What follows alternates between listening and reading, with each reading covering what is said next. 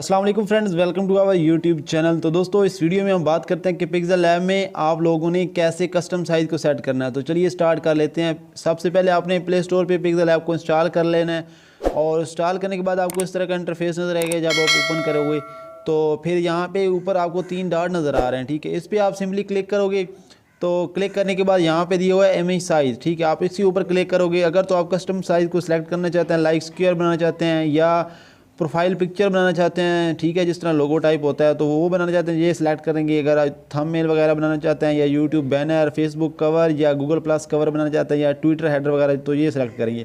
Otherwise यहाँ से आप विड्थ हाइट जो है वो कोई भी चूज़ कर लेते हैं, ठीक है।